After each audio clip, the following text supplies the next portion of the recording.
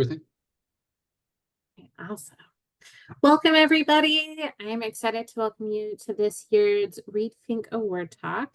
This award honors Dr. Merle E. Reed and Dr. Gary Fink for their contributions to education, labor studies, and the Southern Labor Archive.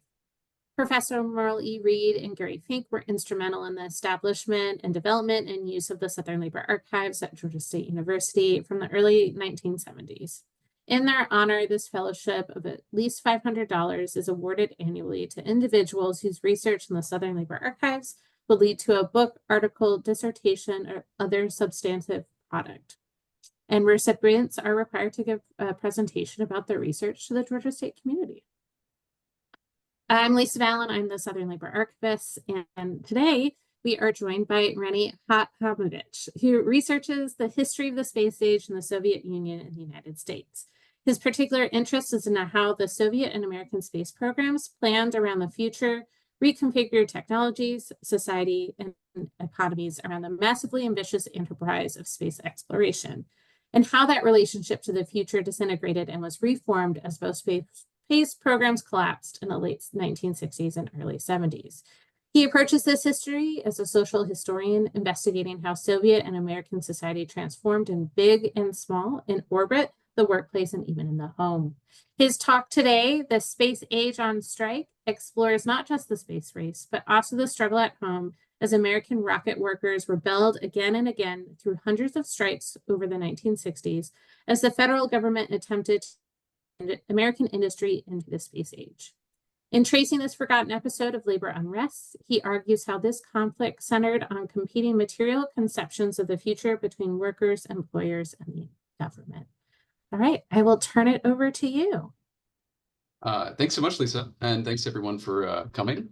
Before I start, I want to thank so much the staff at the GSU Archive, and particularly Lisa, who's been really incredibly helpful in working on this project. And I'm planning on going back to the archives in a couple of weeks. So please see this as a sneak peek at an unfinished work rather than settled research. So first, I want to give you all an idea briefly of how this talk fits into my general research interests. I think of myself as a historian of the future. As someone who's interested in how people in the past understood the future. Historians of the future often work with science fiction, ideas of utopia and dystopia, visions of heaven, apocalypse, modern versus pre-modern notions of time, that sort of thing, culture, imagination, perception. I'm interested in what the historical future means more socially, politically, materially. What sort of relationship do we have with the future? How does it appear as a phenomenon in our daily lives? How do people cooperate or come into conflict with the relationship with the future? You can think as an example, how do we think about climate change now? How is it a relationship in our lives, not just sort of an idea? My research in general is on NASA and also the Soviet program and the social relationships to the future that the agency attempted to build from its foundation in 1958 to about the end of the 1970s. Now, NASA initially sold the space age as an infinite future for mankind, but today we refer to it in the past tense. Why? I want to reckon with, and I also want to reckon with what that means. Now, the part of the story I want to talk to you about today is the history of labor in the period we in the United States call the space race. In other countries, people don't necessarily use that word. And particularly looking at the history of unionized workers employed by publicly contracted private aerospace companies, companies like Lockheed, who made up the majority of people engaged in building the space program. And while my focus is on workers who were employed in companies contracted with NASA, this story also to a large extent pertains to the military space industry and to the arms race. In public discourse, we tend to think about NASA rockets and ICBMs as totally different things, but in terms of production, there's a huge overlap. There's more overlap than there is distinction. Virtually all major unions and companies involved do both civilian and military rocketry, and they often do them in the same places. Hold on, let me share my screen with you too before I forget. Okay, and please remind me if I forget to move the slides. This is also a story. So this is a story of how the future of the space age became a site of material conflict between the long-term technological future designed by the state and the short-term material interests of working class people, a conflict made particularly dramatic and long-term by the seriousness of the space race and the arms race. It's also a history of crisis in Cold War labor relations and the attempt to resolve it by permanently reforming American labor relations in a way that would theoretically reconcile workers' short-term interests with the state's long-term interests by ending the strike as the primary means by which workers could assert their power and decentering class struggle as the heuristic over which workers and management fought. But it was an attempt that failed, as I'll talk about today, maybe because it was doomed to, but more immediately because space funding collapsed in the late 60s and the promises that this compromise was built on disintegrated. Okay. So in its early days, NASA leaders expected the agency's budget to basically infinitely increase, ever into the sunset. When we remember the Apollo program today, we tend to think of it as like a self-contained event, right? We had a race with the Soviets with a clear deadline, a destination, we won, came, saw, conquered, whatever. This was not the expectation within NASA, nor within the American public about the future of space exploration. NASA envisioned a future of infinite, ever-accelerating growth into outer space with dozens of rocket launches per year, huge space stations staffed by dozens of people, nuclear-powered rockets, lunar bases, human flights to the moon, all within a few decades of the agency's formation. The agency expected funding it expected that the space industry would overtake the car industry as the largest American industrial sector as soon as the 1970s. So for instance, here's a graph of a space program proposed by the Marshall Space Flight Center. That's the one in Alabama with all of the former Nazis in the early 60s that was meant to follow the Apollo program in the 1970s called Project Empire, which would have sent nuclear-powered human-piloted spaceships to Mars. The curved line you see there, it's the projected cost of the program reaching $12.6 billion a year by 1970 with no particular end in sight. And that small bump below that looks like little steps is the projected cost of the Apollo program, which, by the way, in today's dollars is something like 250 billion. So that's how much money that they were expecting to have. Now, this sort of ambitious space future that will be on the moon was also pretty familiar to most Americans. The average American in the early 60s would probably be more shocked if you told them that NASA would stop at the moon than if you told them they would keep going beyond it. Whether they supported that future or not is an interesting question that we can maybe talk about in the Q&A. Oops. So rockets were, of course, critically important to this future and to our story here because the construction of rockets in this period was most of what NASA did. The rise of rockets as a federal priority in this period is difficult to understate, right? After the failed Bay of Pigs invasion and shortly before the Cuban Missile Crisis, President Kennedy called in 1961 to put a man on the moon by the end of the decade. Later, we thought of this as a space race with the Soviet Union. I never realized how Okay. As he was hoping to avoid further military escalation of the Soviet bloc. NASA's funding mushroomed, rising from 0.1% of the federal budget in 1958 to a remarkable 4.4% of the federal budget by 1965. At the same time, extreme pressure was placed on the military to finish constructing its quite significant ICBM base. In only a few years, the United States rockets programs grew from being just one branch of a large family of military research projects to a twin crash course program, civilian and military, with top federal priority and an extreme level of political and cultural significance, reminiscent of earlier massive state projects like the Panama Canal.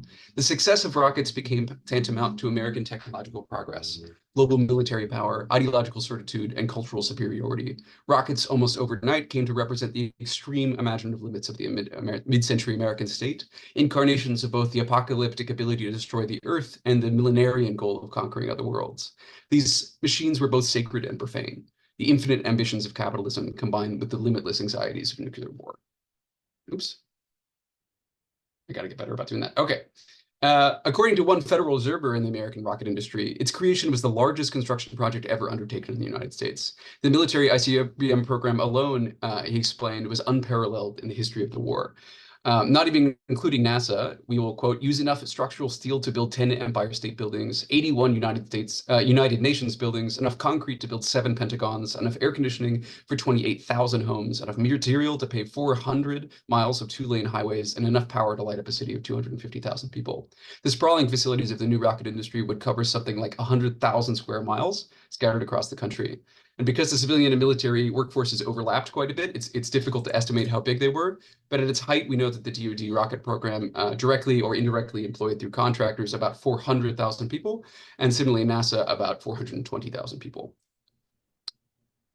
So as the rocket industry grew, so did strikes. Between 1956 and 1961, there were 356 strikes in the industry, and they were happening at almost all civilian and military sites. This is in the time of Sputnik, the Cuban Missile Crisis, all of that. In 1961, the Senate Permanent Committee on Investigations, headed by Senator John McClellan, held an investigation into the space industry strikes and found that union workers were making unheard of wins. They found dictators making more money than astronauts, a foreman who was paid more than the Secretary of the Air Force, and one apprentice electrician somehow earning double the salary of Werner von Braun. The Senate McClellan Committee, ever suspicious of communist saboteurs, asked one aerospace company president, Mr. Gable, whether sabotage was the culprit behind these strikes. I have a worse name for it than that, sir, Mr. Gable responded, but there are ladies present. Certainly, though, he agreed that the workers were intentionally or unintentionally aiding and abetting the communist cause. Summarizing the mood of management at the missile sites, Gable was unequivocal. Quote, "There is no way that the communists could do to this nation's missile effort the damage that has been done by the labor organizations at Cape Canaveral. No way. They could drop an atomic bomb at the Cape and they wouldn't do near the damage that's been done in the past few years by labor." So what was the cause of these strikes? Geography was the earliest problem NASA and DoD ran into. I've never found a complete map of it, but this is just a map of one missile series. The rocket industry spread out over the entire country, and the missile and test silos were particularly far-flung. NASA's largest centers were all in the largely undeveloped and poor areas of the Gulf South, like Cape Canaveral in Florida, where it and the DoD launches most of their rockets. Moving heavy, delicate, dangerous, and sometimes secret rocket materials between these distant sites was an immensely difficult logistical and financial challenge for both agencies. Fragile supply chains, production bottlenecks, this made strikes incredibly effective. The location of these sites also led to a serious workforce issue. The local workforce in these areas was usually non-union and therefore cheap, but also far too few and too unskilled for highly sophisticated space work. This geographic workforce problem resulted in the rocket industry being largely staffed by transient laborers, also known as boomers, who tended to be extremely militant union workers. The boomers proved difficult both for companies and for union leadership to control. Probably the most serious geographic factor was that most of the rocket industry was constructed in right-to-work states, which meant non-union workers could share the same work site as these fiercely militant union workers. So the spatiality of the sites also helped strikers. They were compact and highly secure, often with only a few very secure doors. So only 2 or 3 picketers needed to picket one gate to potentially stop hundreds or thousands of people going through. These geographic and spatial issues were compounded by the complexity of rocket work. Atlas and Titan missiles, those are types of ICBMs, had as many as 300,000 parts. Saturn rockets, which is what NASA used to get to the moon, could have as many as 5.5 million parts. Adding to that complexity, all NASA work was experimental. According to its own philosophy of rocket production, NASA was not an industry, but a laboratory. All the designs were new and subject to change, but also had to be rolled out as quickly as possible. This manifested as the principle of what was called concurrency, in which NASA, rather than produce rockets in an assembly line fashion according to Fordist principles, right, the way you would build a car where it moves down the track and everyone is adding piece by piece, all of the rocket components were built simultaneously, even before the designs were finished, leading to constant revisions, deletions, and wasted work. And of course, this was a recipe for strikes. NASA civil service workers often had to make those kinds of changes. This meant non-union NASA scabs, as the union workers saw it, intruding on union labor. So sensitive was this issue that strikes sometimes started because a single NASA engineer picked up a tool at a union worksite. And because so many different parts were being assembled at the same time, many different types of workers in different types of unions had to work alongside each other on overlapping jobs. This led to tons of jurisdictional strikes. That's when unions strike against one another rather than against their employer, accusing rival unions of taking labor and therefore money that belonged to them. Finally, there was the need for speed. This was the space race and the arms race, after all. As one Air Force general put it, in this industry, every day, every hour, every minute must be considered a priceless national resource and used productively. The United States was in an all-consuming race for rockets, both civilian and military. Speed puts striking workers in a favorable position, right? In any context, the ability to stop production is powerful, but even more so when the rocket industry is locked in a race in which every minute has been instilled with an almost biblical level of significance. And so many workers, seemingly uninterested in that kind of future with rockets, struck again and again. The country was in an existential race with the Soviet Union over rockets, but workers held the stopwatch. So these hundreds of strikes that had broken out by 1961 were called piratical profiteering, according in the words of the McClellan Committee, by unions who were relentlessly pursuing their nearsighted fictitious rewards at the cost of the collective future of the United States in rocketry. Any delay to rocket production was an attack on the nation, on the nation's future, on its very existential survival. Witnesses to the McClellan Committee testified that unions were uninterested in such national concerns. Workers were riding the, quote, gravy train. An educational program needed to be established to, quote, try and instill this sense of urgency in the workmen there, the people working there, that this is an extremely important thing, the thing that has to be done, a thing that we can't delay on. The workers needed to get off the gravy train and instead be hitched to the collective American future in rocketry. For the more extreme members of the McClellan Committee, protecting the long-term future of rockets meant disciplining the workforce with a hammer, right? Banning the right of space workers to strike and indoctrinating workers into this immense plan of the future for the American people. While strikes were a common and perfectly legal part of labor relations for most workers in the United States at this time, they were deemed simply too threatening to the context of rocket production, to the fragile and imperative future of the state.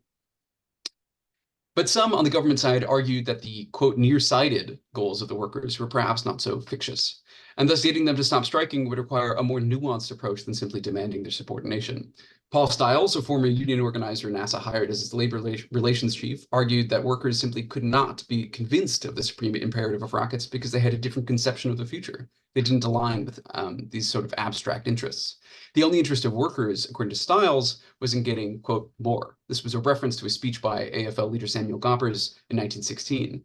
Quote, people today are just as ornery as they were when they were driving horses, Stiles explained to his colleagues in 1962. The fact that they are building or piloting rockets hasn't changed their basic wants and needs. Workers, unlike senators and NASA managers, had a purely material interest in the future, as Stiles saw it. Resolving the labor problems meant for him combining the long-term interests of the state in rocketry with the short-term interest of workers in getting more, making them complementary futures rather than antagonistic ones. Was it true, as Stiles claimed, that workers were inherently nearsighted in this way? Not exactly. Many of the aggressive union tactics in the rocket industry that seem to undercut the collective future of the nation often stem from workers' own concerns about the future. Jurisdictional disputes between unions, for instance, might have seemed like petty and irrational squabbling to management and to government, but there was careful strategy, ingrained union culture, serious material interest driving these kinds of disputes. Seemingly small violations of labor agreements or traditions on the day-to-day shop floor could have serious consequences down the line if left unopposed in the present. The entry of a non-union worker into the workplace or the move of a competing union into the turf of another was significant less because of the infraction itself. It wasn't necessarily that much money or labor, but more as a step towards a more precarious future in which the union's control was less secure. The slow growth of non-union workers could spell the eventual elimination of a union's bargaining unit. Though there were differences in tactics among unions in the rocket industry, there was a shared sense of severity about these infractions, big and small. The union's future had to be maintained day by day, picket line by picket line. The workers' long-term future came in short-term battles.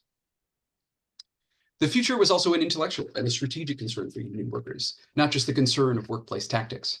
The International Association of Machinists, or the IAM, one of the most important unions in the space sector, actually thought about the future quite a lot. But for them, the future was more a source of anxiety than optimism. For the machinists, the growth of the space industry was as worrisome as it was positive. Advanced technology like rocketry often required less manufacturing jobs, a shift the IAM was keenly aware of within aircraft manufacturing, which was their main source of employment, when jet engines a few years ago had overtaken older airplane engines and led to a sharp downturn in jobs. Like many industrial unions, the machinists were extremely distrustful of technological innovation, which for them was often synonymous with automation and job losses. But the union was also proactive in fighting automation and fighting that kind of future, attempting to intervene by that future rather than being washed away by it. Around this time, the IAM founded a joint enterprise with US Industries, Inc., called the, quote, Foundation on Automation and Unemployment, which led to the creation of the Transfer Robot, or transfer robot. It's not clear to me how it's supposed to be pronounced. A robot which somehow paid union dues. What that means, I don't know, but you can read David Noble if you would like to know more about that one. The space industry also made extremely evident what was elsewhere a trend of the post-war American economy, a notable shift from blue-collar jobs to white-collar jobs. In the aerospace industry, that shift was not due to a decline in production, but rather the rise of highly sophisticated new manufacturing processes, like rockets.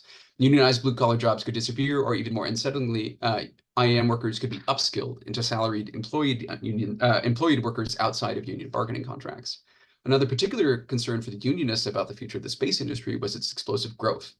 The industry had highly unstable growth, a common feature of American military industry in this period, but even more extreme in space. Massive contracts could appear and disappear overnight.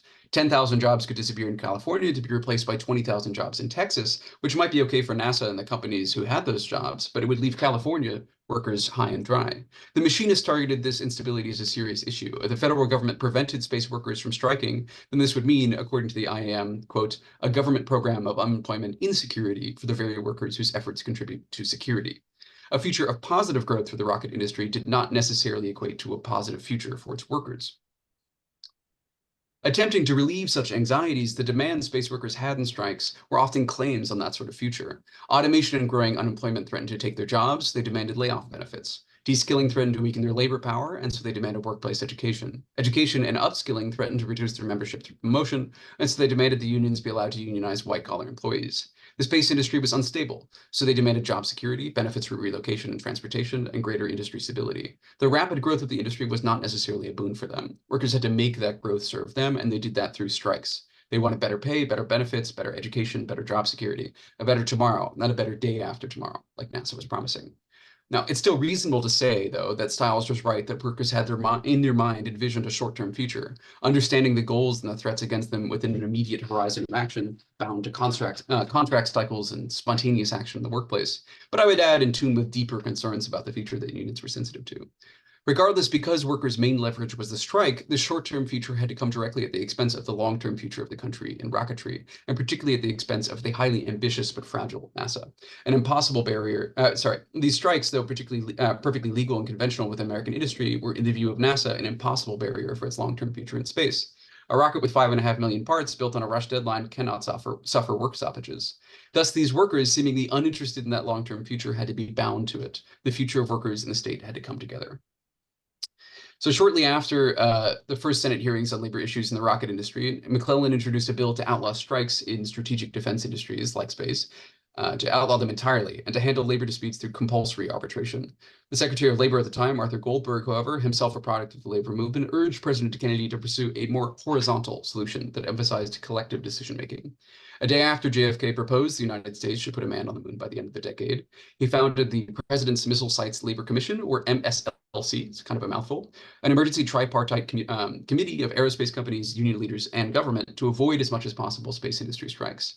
The authority of the commission rested on no strike, no lockout pledge, which unions and companies had to make. So in this respect, the MSLC was modeled on the World War II War Labor Board, which had tried to also stop strikes during World War II, but with a crucial difference. There was no war this time.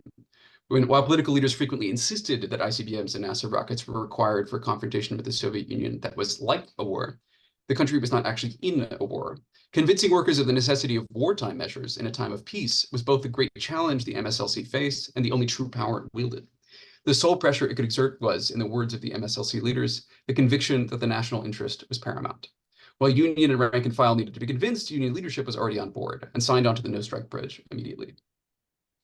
So two particularly charismatic and innovative figures came to quickly dominate the MSLC. Paul Stiles, the NASA Labor Relations Chief, who I've already mentioned, and W.J. Ussery, a middling level machinist union officer based at Cape Canaveral, who became the IAM's unofficial space guru and quickly the most influential representative of all industrial unions in the space industry. Despite Stiles representing the government and Ussery representing a union, they shared an essential philosophy about how labor relations should work. They both believed that the strike was a mostly outdated tool, a relic of a more uncivilized time, rather than an essential instrument by which workers could assert their power.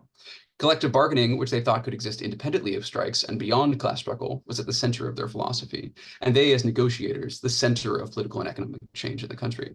It was this pro-negotiation, anti-strike philosophy that they would vigorously assert was the only solution to the rocket industry's problems. They believed that management and labor could find a way to permanently put aside their differences and reach a stable, amicable accord brokered by professional negotiators like them. A philosophy rooted in the conservative labor relations doctrine known as business unionism by its opponents, and which was pretty popular in this period. Allying with sympathetic agency apparatchiks, company managers, and union negotiators, Stiles and Ussery sought to strike a deal over the future of the space age between labor, management, and government that would permanently resolve labor strife. This bargain developed as a series of informal agreements, formal contracts, experimental practices, and backroom handshakes. First, as the Apollo program began in 1961 and NASA's industrial ambitions rapidly expanded to meet that challenge, NASA set on a mission to try and anticipate strikes. Stiles and Ussery set on a mission to try and anticipate strikes before they happened, asserting what Stiles called an anticipatory style of labor dispute resolution. Through the MSLC, they tried to bring all of the contractors, union, and agencies together to reach agreement before disputes arose, not after. This anticipatory style meant even more backroom bargains among martini-smoking elites than was normal in post-war labor negotiations, and it was pretty normal. As these negotiators had greater power to make deals on their own with strong backing from the federal government and often without rank-and-file sanction, Stiles called this becoming smoke sniffers. They needed to, quote, look ahead and prevent rather than wait and attempt to cure, treat all problems as special ones, hold fairness and sincerity in collective bargaining above all else, and always consider the fate of our nation. The future of the country meant intervening preemptively in the immediate future of work. This bargain also meant that NASA officially supported an anti-strike, pro-union structure for the industry, deliberately encouraging contractors to embrace unionization, and many of them didn't want to because they had moved to these right-to-work straits, but only encouraging it for friendly unions like the IAM.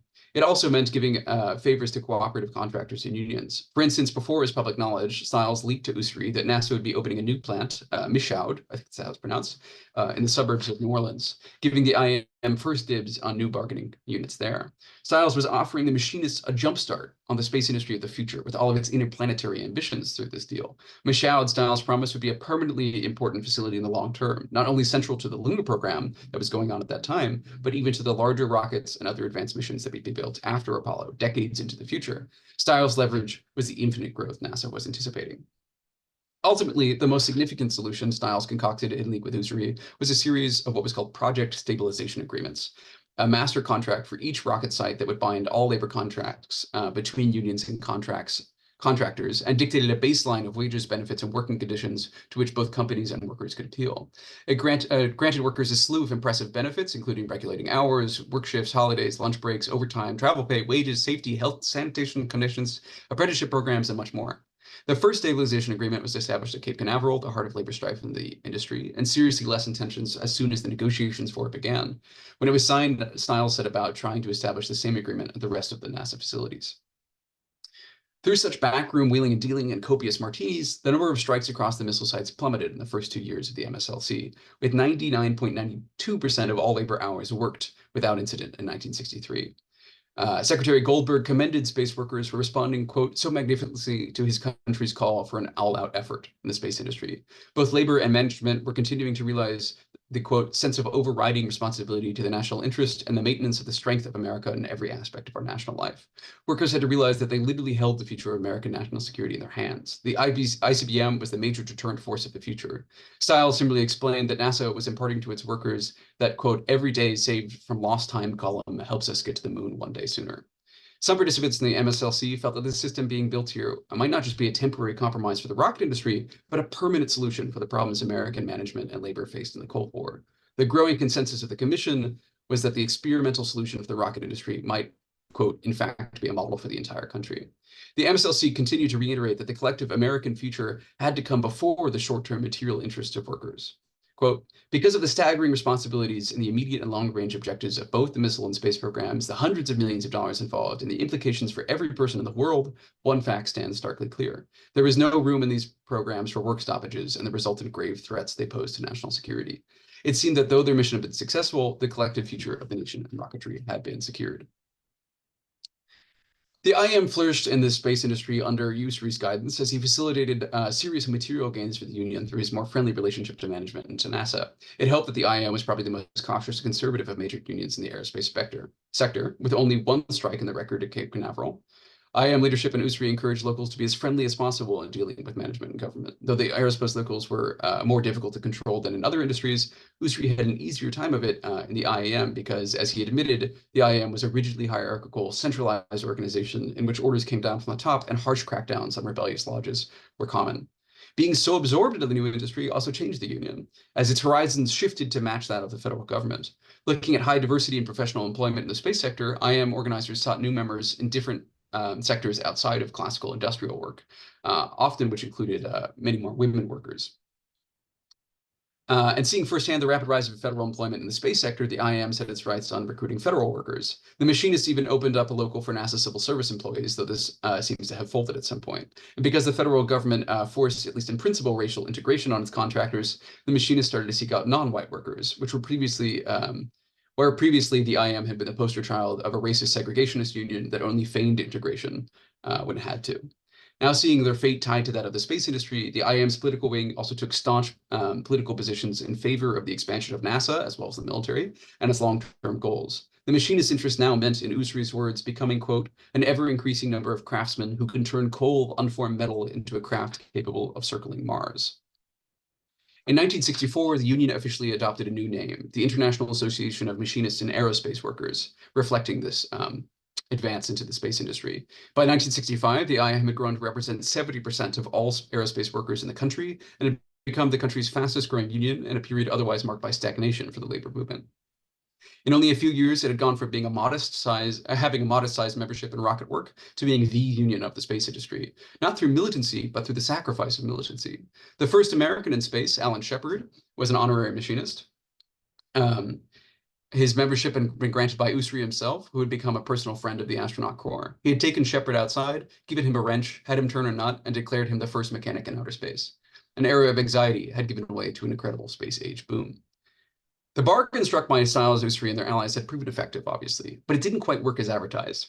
Though often described as an experiment in industrial democracy and an innovation in collective bargaining, the MSLC was not actually either one. The system, as it had begun to solidify, relied heavily on union management and government experts, people like Usry, making decisions on their own together. He's there in the middle holding the two hands here. This was a more exaggerated version of the then norm in post-war labor management relations, where negotiators hashed out deals over martinis and cigar-filled back rooms with little more than the illusion of democratic sanction from union membership. Here in the MSLC, that illusion had been even further banished. Stiles and Usry philosophy rested on resolving conflict through negotiators, not anyone else, and so it was negotiators, not unions, who were increasingly empowered. This expert-led system was advertised by the Commission as an intentional and even positive development. These, quote, individuals grew in stature as it became known that they were truly representing the public interest and not solely a union, a company, or a government agency. This was a tight club of negotiators who identified themselves as equals with each other and pledged to protect a shared vision of the American future that stood above their personal or organizational interests. In such a system where all conflict and resolution flowed through a small set of individuals, union rank and file had little choice but to rely on the representatives. But conflict and resentment simmered between government agencies whose management philosophies crucially differed, among contractors who despised being forced into such permissive agreements with unions, and among workers who increasingly did not see eye to eye with their union leadership. The industry was latent with tension. IAM rank and file workers repeatedly rebelled against leadership at their convention, as fierce debates broke out over union officers' salaries and powers at almost every convention over the rest of the 1960s, even at times descending into physical fights on the convention floor. And IAM rank and file increasingly saw things different than its expert leadership. While the leadership sought employment security, membership sought more and more money in their pockets as their bottom line.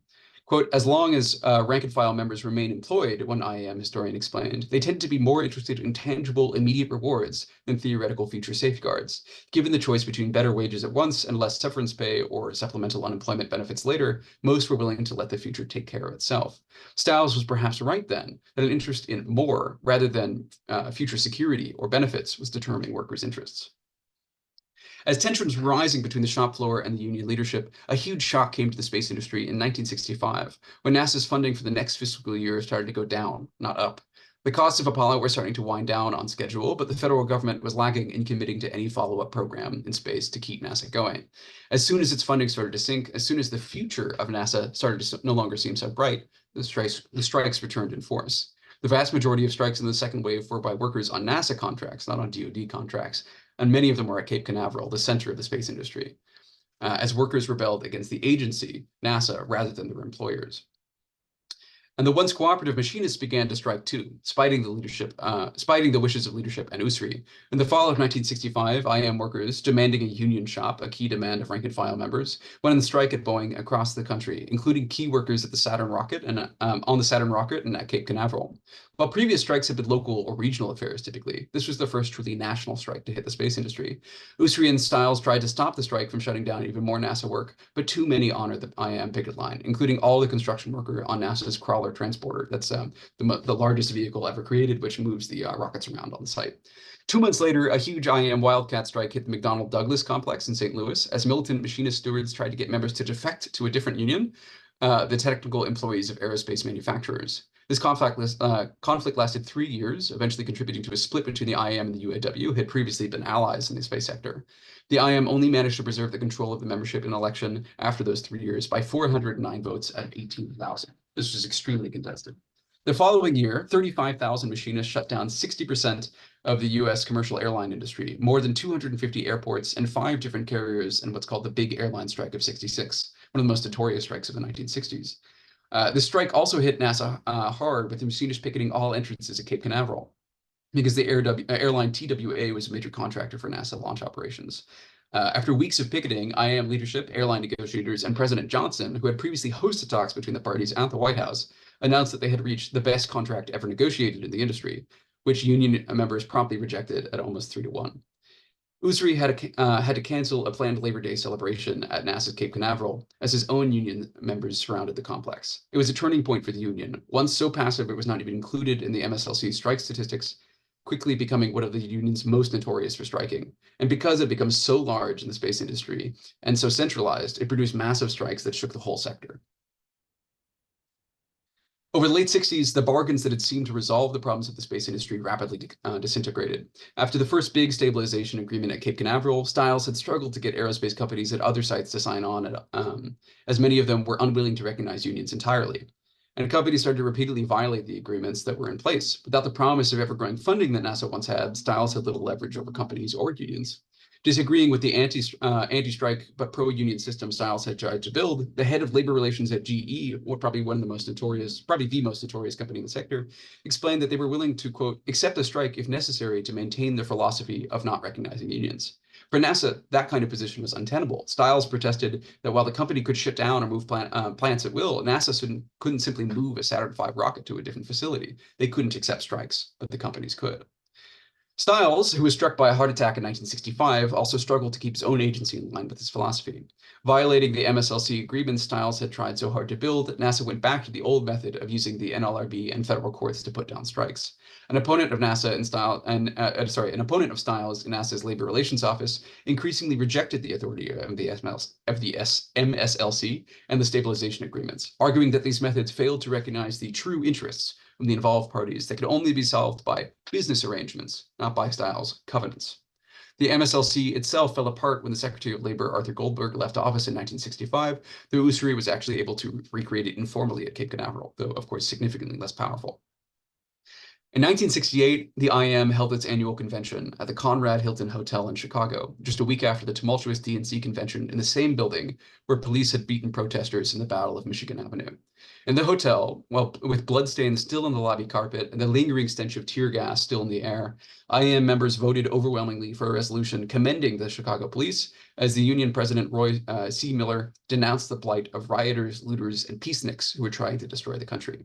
Fat off the gains of the space industry and the rises in defense spending, the IAM had grown to its peak, surpassing 1 million members, but these members were in conflict, racked by rising costs and unemployment, with rank-and-file members bitter and rebellious against their own leadership.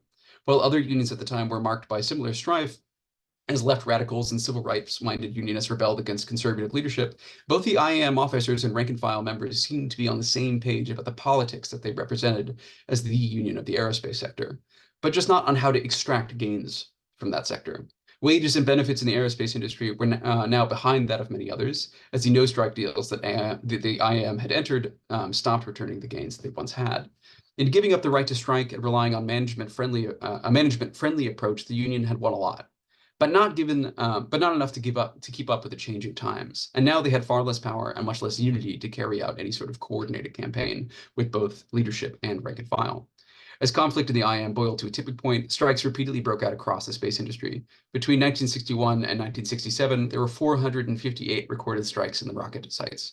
While it's hard to estimate the number after that, because the government stopped recording it, I'd estimate there was maybe 100 more between then and the end of the Apollo program in 1972, but these latter strikes tended to be far larger and far more impactful. And also there is a very large storm building outside where I'm in Chicago, so I'm hoping my power doesn't go out. Okay, less than a year later, there were machinists on the moon. When Buzz Aldrin, another honorary member of the IAM, walked on the moon in 1969, thousands of his union brothers and sisters waited in unemployment lines on Earth. Both NASA and the IAM, who had seen so much in the space age, were in sharp decline. NASA still had no follow-up program to Apollo and was facing deeper and deeper cuts. Both Democrats and Republicans had largely started to turn on their agency, with Congress, Nixon, and the Office of Management and Budget slashing almost every single planned program NASA had. About half of the planned Apollo missions were canceled. There were supposed to be 5 more than there were. The agency did not triumphantly win the space race so much as drag itself over the finish line, barely able to maintain operations. The IAM, too, was haggard and declining. For machinists, the anxieties that had propelled the first strike wave had returned, now combined with the anxiety of being hitched to a dying space industry with no recovery in sight. So how do we explain this second strike wave? Well, first I think it's clear that these workers were rejecting the strike-free labor relations policy Stiles and Usry had done so much to pioneer. Workers increasingly went back on strike in protest of the decline of jobs and the sudden instability of the industry, often directing their critique against their own union leaders and NASA directly rather than company employers. Second, Rather than workers rejecting a national future as they had before, here I would suggest they were rejecting the abandonment of that national future. They had migrated to undeveloped regions of the country for these jobs, which were no longer projected to grow exponentially. They had secured benefits through contracts that would soon disappear, and the good jobs they had might soon no longer exist, all while giving up the unified militancy that had carried them through previous decades. In short, they had hamstrung themselves for a future that turned out to be an illusion. The bargain styles in usury had tried to strike that would mill the short-term horizons of workers in the long-term interests of the state had worked, but it was premised on NASA being able to deliver ever greater rewards, which it couldn't. Michaud and the new NASA facility styles that helped the machinists get in on never turned into anything. By the early 70s, NASA had been cut down to a shadow of its former self, and many space jobs had evaporated. By the mid-70s, the highest rates of employment within the IAM were in the aerospace sector, with 1 out of 10 machinists out of work. The union's membership in that time fell about a quarter, down 250,000 members from its all-time high in the late 60s, and the union was suffering severe financial anemia. The space age boom had gone bust. Ussery detested this rebellion of the union rank and file that struck out against the system he had sought to build. As he saw it, aerospace workers had become too comfortable, too rich, and too used to an expectation of infinite growth. The problem with aerospace workers was that their, quote, expectations just get greater. He'd become very disenchanted with aerospace workers who were not the downtrodden, beaten up people they had been when he had started. Quote, they were making good salaries and good wages and good working conditions.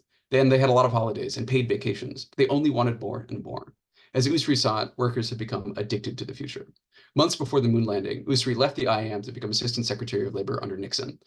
An incredible promotion for a low-level union representative, but one who had made a name for himself as a wheeler and dealer who could see eye to eye with management and reconcile the demands of workers with the more imperative national interests of the state.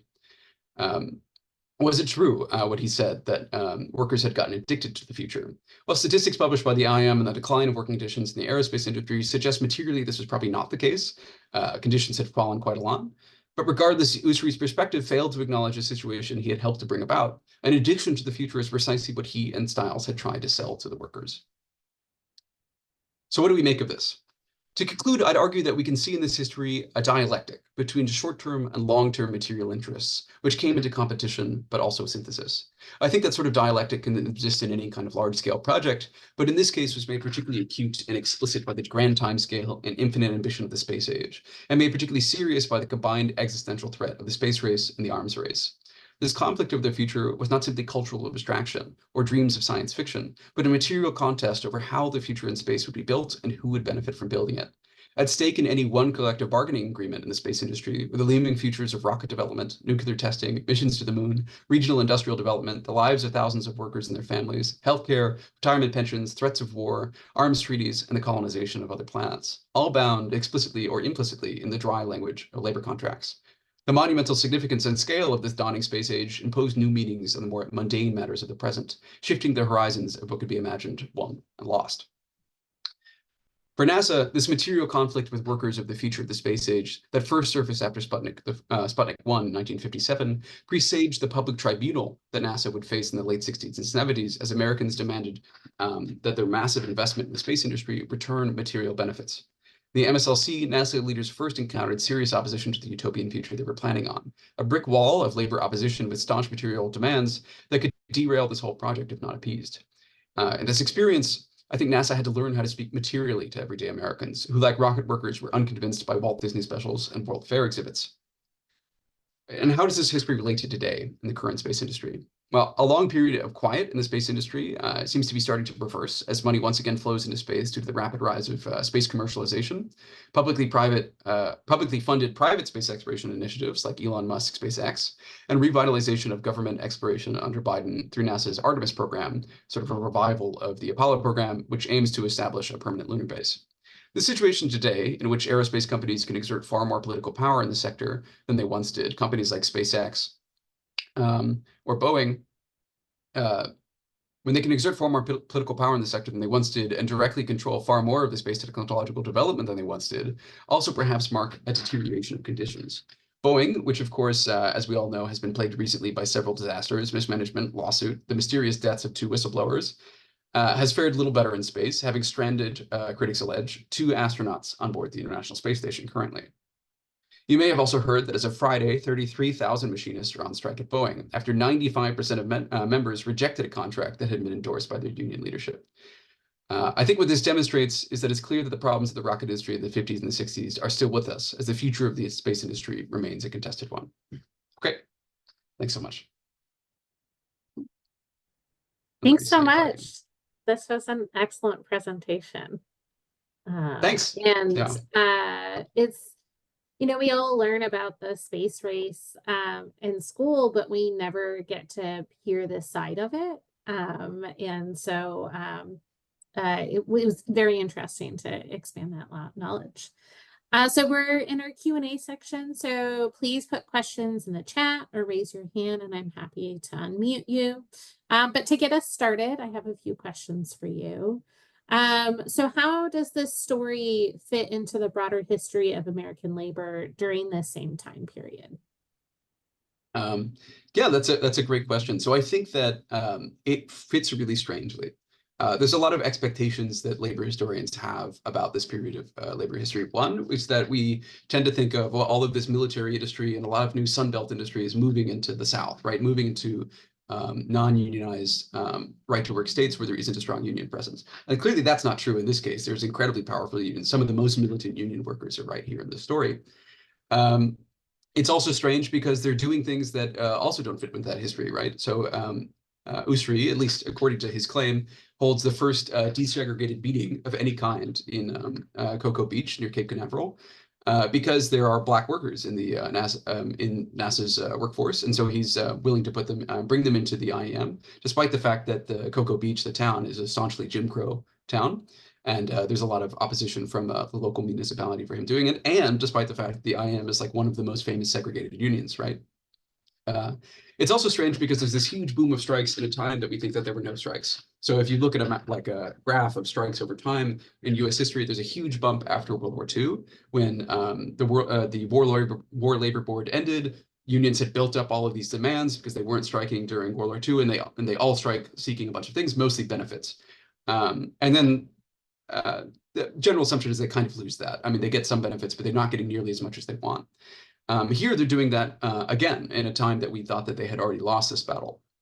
And it's also strange because later in the late 60s and 70s, we have an idea that there were these radical unionists, right, who were rebelling against their conservative leadership, which we also see here. And we usually tell that story as one being about civil rights or kind of leftism, anti-war thing. And it's clear that it wasn't the case in the IM, or at least it wasn't the case in this period I just told, right? But things do change. So in this 1968 convention, they're endorsing the Chicago police, but only a few years later, like 1972, after they've lost a lot of jobs, well, they suddenly have a lot of Black workers, a lot of Hispanic workers, I think a lot of women workers who have very different ideas about things, and they're starting to endorse civil rights planks in these conventions or whatever. That's a huge shift, and it was enabled in part by the collapse of all of these of this huge military complex industry. So it's really interesting. It doesn't really fit with a lot of our expectations. Yeah. Awesome. Yeah, no, I appreciated you touching on kind of the civil rights and the impact that it had on unions, because what we see a lot in the Southern Labor Archive was it wasn't always clear-cut labor support for the civil rights movement.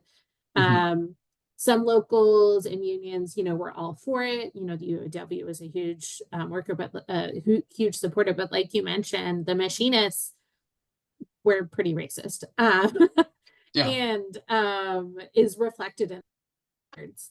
And so, yeah, it's interesting to hear that the civil rights movement did also have an impact on this industry, which had been segregated up until then.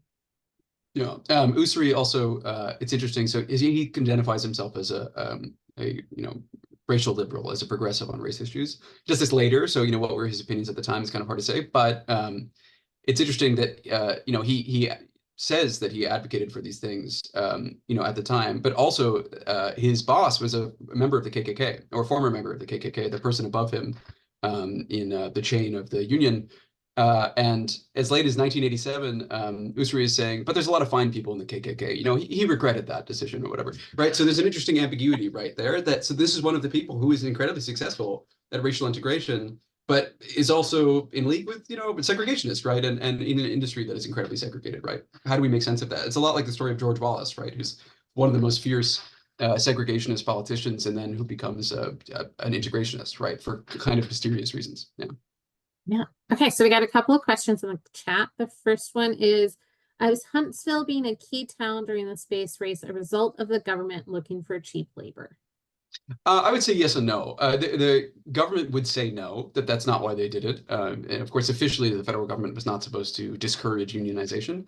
And with Huntsville in particular, it had been a military base, I think, since the 30s. It had been used as, for artillery production. And then the Army didn't really have anything to do with it after World War II. And so they eventually sell it to NASA, or I think lease it to NASA or something like this. And that's how NASA got a lot of its facilities. Cape Canaveral had also been a site for a while. And before it was like upgraded into a spaceport. So in part, these were decisions based on, material reality, right? NASA was going to inherit a lot of the military's functions, but a lot of the military stuff was in the South for various reasons. And it's also very convenient that they're putting all of the large manufacturing sites there. The largest ones for NASA are all in the Gulf South, right? So it's Huntsville, the Manned Space Flight Center in Houston, and Cape Canaveral in Florida, and also they're trying to do a lot of stuff in New Orleans, so it doesn't quite work out. And they have one site in California, which is also integrated with the military bases. So that's and the reason that they're putting that stuff there, as opposed to their other NASA centers. So they also have their historic center from when NASA was previously an aerial research agency, NACA. They had one in Virginia, which is right next to Norfolk, which is an absolutely huge, like the largest military port in the world. So it'd be, might have made sense to build it there, but they didn't want to build it right there. Right? They ended up building things much farther south. So I would suspect, yeah, that the lack of unions was a big part of it, but it also backfired because then they didn't have enough good workers. Yeah. Okay, awesome. So another question we have is, you talked about how there was a push early on in the post-World War II era, the effort to unionize and the resistance in the South. Are we seeing this echo in the current environment with these publicly funded companies like SpaceX taking the place of NASA as a way around the unions? So using private companies to get around unionized labor. This is a super, super interesting question, and it's still something I'm looking into. The short answer is no. This is a strange ambiguity about the space industry that I think we historians have yet to really realize about federal work in general, which is that unionized workers were mostly in private companies, not in the government, right? The government did have unions, but they were very weak and very small in this period. They would get bigger later. But they also usually, government workers usually have less rights in most areas, right? So what you see in this union, particularly when Stiles gets pushed out, and after his heart attack, and other labor leaders, other labor relations people coming in NASA, is that they're trying to deliberately use NASA employees who are not unionized to push out union employees. The union is correct about what's going on here, at least some of the time, right? So in fact, the federal government is the representative of scabs, right? And private companies are the representative of unions. A lot of these companies have very good relationships with their unions. That's not always negative, in part because they have really, sometimes it's because they have union deals with unions like IEM, which are really conservative, right? And so they don't strike that much. So they would rather have a good deal with that union and push out more militant unions like the IBEW causes a lot of problems in the space sector. And the general trend that a lot of Americans have in their minds about the history of NASA is wrong about privatization. We had this idea that in the golden age, everything was done by the public, and now everything is being privatized. That's like 100% not true. What happened was it's always been privatized. 90% of space work by NASA, by its constitution, has to be contracted out to private companies. It's always been a public-private enterprise, and in fact, more private work was done for a while in this period than later when NASA collapsed and it had to lose a lot of those relationships. What did change? There is a privatization. It's not the privatization of work, though. It's the privatization of decision-making. And also assembly and kind of organization. So now, the Artemis program, the one that's supposed to send astronauts to the moon, is, at least ideally, everyone's kind of up in the air about what's going to actually happen with it. Ideally, it's supposed to use SpaceX rockets to do it, right? Previously, it would have used NASA rockets that were built by companies like SpaceX, or whatever its incarnation, Lockheed Martin or Douglas, or whatever, would have built components of it, and NASA would have assembled it. Now they're letting those other companies assemble it. But the fundamental structure is still the same. It's still public-private companies. And the role of, where does unionization fit? It's not actually so clear.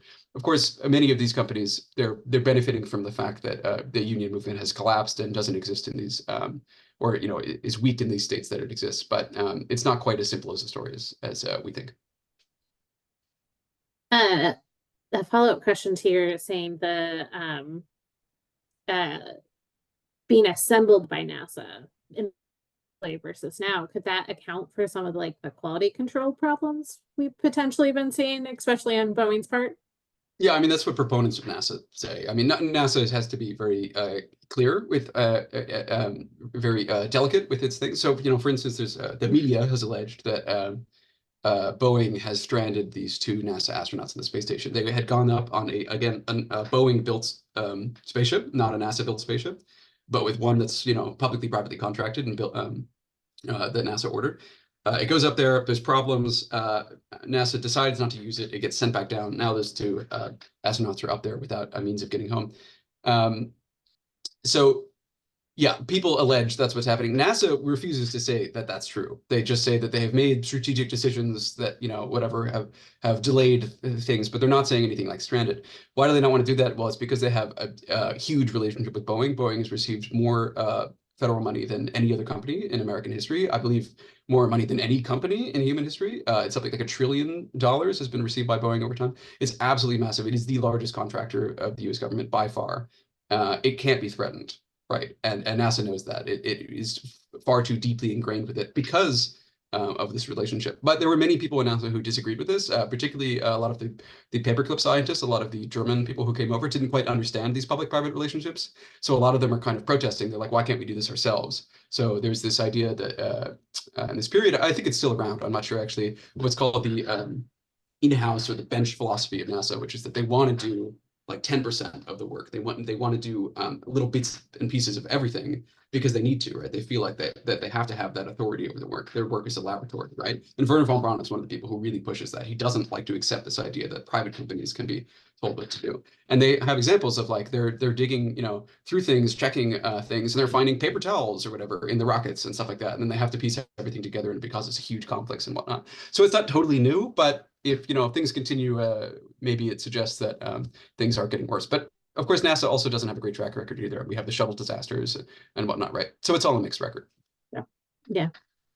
So I think we'll have our last question. Can you tell us more about the future of your research and how kind of the archive fits into your broader research and Yeah. So my general sense is that my general approach, right, is thinking through this conflict over this future, the shift in the future in a bunch of different kinds of space work, right? So there was this utopian moment where we thought we were going to do everything. We thought we are going to have all this money. It doesn't last that long, but it's how the whole space industry gets built around that. It's how space exploration is designed. It's how space technologies, we understand the value of it, right? And then over the course of the late 60s and the early 70s, that future collapsed, and we get this kind of more pragmatic mode, what some people have said a neoliberal mode, where space technology has to be understood by how it juices economic growth, basically, and by how it returns material gains on the planet, right, for everyday people. So I'm looking at that here through labor, right? That's the same kind of transition. And here it's NASA's maybe learning about how to make these kind of material claims through dealing with its workforce. The other sectors I'm looking at are regional and development. So NASA also, came to the South and promised all of these politicians that it was going to completely reform the economy of the country, that Alabama is going to become center of the world, center of the space economy, and you just had to sign on and be fierce proponents of NASA, and we're going to have Alabama on Mars or whatever, right? And of course that doesn't work out either, but that these relationships get built around that kind of promise. The other thing is satellites. So satellites are simply like a way that it's always been an idea that they sold to people. That was always something that NASA wanted to do, but NASA thought initially that it would have a pretty distant relationship with satellites, that it was something that they would build and then companies would operate them. And the idea was that social benefits, like things that we get out of technology on Earth, are not the responsibility of government, the responsibility of corporations. But then it turns out actually corporations are kind of slow in doing that, and so so NASA and the government has to force them to do it. And that's a kind of a relationship that conflict that builds over satellites. And there's a similar story about spin-offs. Spin-offs, we all know, we mostly know fake ones like Tang. Tang is not actually a spin-off. I don't believe Velcro is either. There's a whole list you can look up which ones are the real ones and which ones are the fake ones. But anyways, this idea that, right, there was going to be these this massive technological stimulus to the entire country as technological base in the form of space spin-offs, and that this is how you were going to perceive the reality of the material benefits of space, right? It was going to transform your kitchen, it was going to transform your toaster, it was going to transform your car or whatever. And it turns out that's also something that's very difficult to foment, and that companies are not necessarily interested in doing this on their own, and the government has to force them to do it. Or at least that's how NASA partly understands this relationship. So anyway, so it's these different sectors looking at how this kind of future conflict plays out. And here it's workers that I'm looking at. In another chapter, it's politicians. In another couple chapters, it's companies, right, that are the main opponents or allies that NASA has to work with. Yeah, thanks. Yeah. Well, thank you so much, everybody, for joining us. If you are interested in becoming next year's Read Fink Award winner, I just put the link in the chat to the application. And so thank you so much for such an amazing talk. I learned a ton. And we're excited to see you back in the archive in a few weeks. In a couple weeks, yeah, that's right. Yeah. Okay. Thanks, everyone. Okay. Thanks, everyone.